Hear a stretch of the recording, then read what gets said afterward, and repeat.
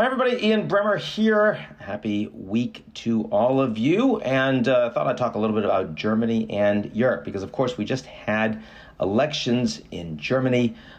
16 years of Angela Merkel's rule coming to an end. By far the strongest leader that Germany has seen post-war.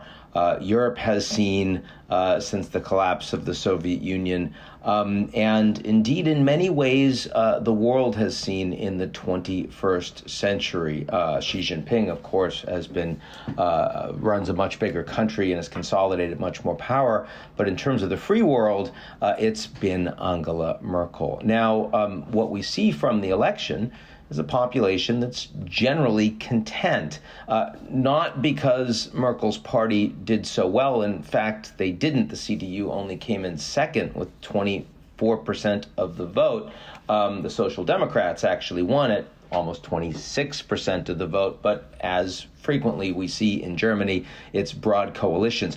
The interesting thing, though, and the reason I say the Germans are generally happy, is because it's a centrist vote. It is a pro-establishment parties vote. The extreme parties on the right and the left actually lost support, particularly the alternatives for Deutschland, the Euro skeptic, EU skeptic, anti-migrant, much more overtly nationalist party, actually lost about 3 points. They're down to about 10% now. And that's a big deal, because in the story in the world and democracies over the past decade has been populism growing, anti-establishment sentiment growing, people believing that the countries, their governments don't really represent them, don't reflect their interests well. And as a consequence, they want to break things. Certainly we're experiencing that in the United States. We're seeing it in Brazil.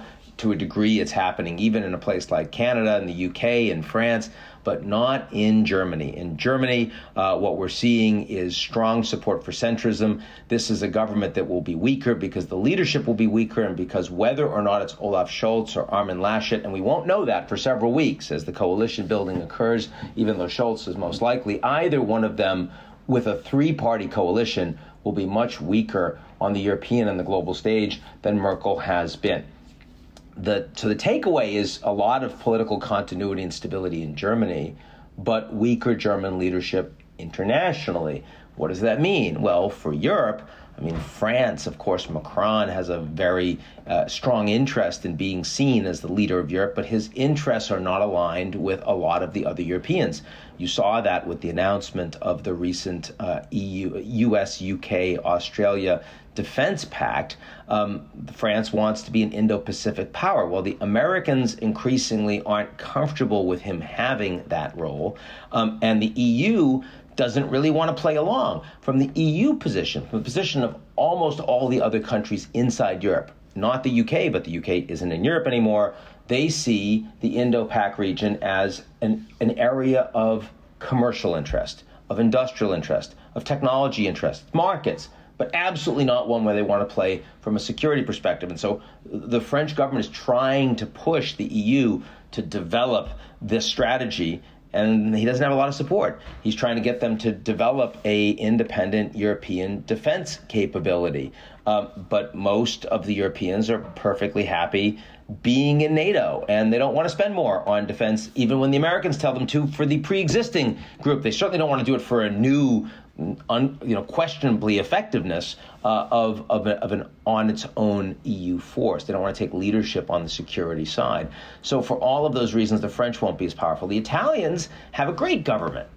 Super Mario Draghi, who is running a sort of technocratic government with almost all the parties in the country supporting him. It means lots of reforms in a time of surplus. It's fantastic for Italy for a couple of years, but it's Italy, and it won't last long. And when it goes away, you'll have another succession of weak governments and weak prime ministers, and it's a smaller economy than Germany and France.